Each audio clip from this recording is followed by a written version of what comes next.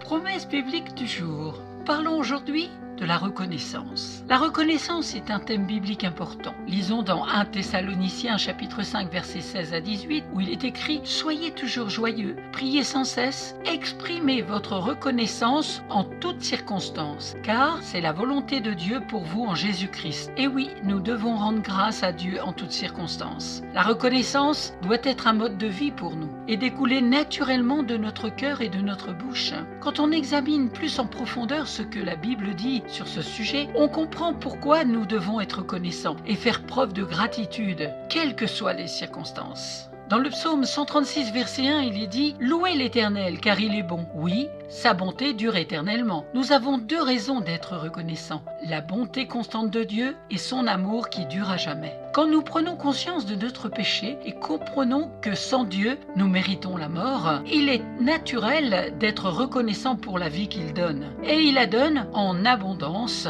comme il est écrit dans Jean, chapitre 10, verset 10. Le voleur vient seulement pour voler, pour immoler et pour faire périr. Moi, dit l'Éternel, je suis venu pour donner la vie aux brebis, une vie surabondante.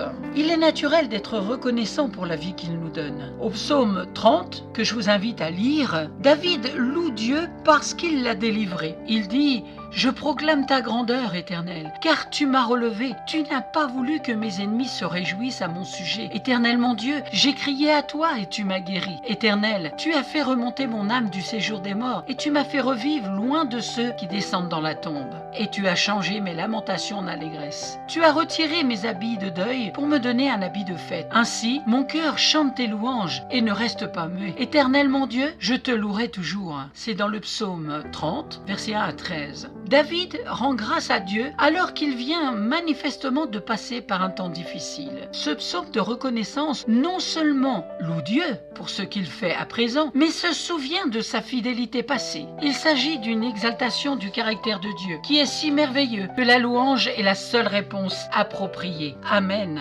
Je vous rappelle la promesse biblique du jour, c'est dans 1 Thessaloniciens chapitre 5 versets 16 à 18. Soyez toujours joyeux, priez sans cesse, exprimez votre reconnaissance en toutes circonstances, car c'est la volonté de Dieu pour vous en Jésus-Christ. Merci pour votre attention, merci d'avoir pris du temps pour écouter cette promesse biblique qui, j'espère, vous fera du bien et vous interpellera votre cœur, car c'est ce que Dieu veut, nous interpeller et que l'on puisse vivre une vie abondante. Je dirais même, comme je viens de dire, en surabondance.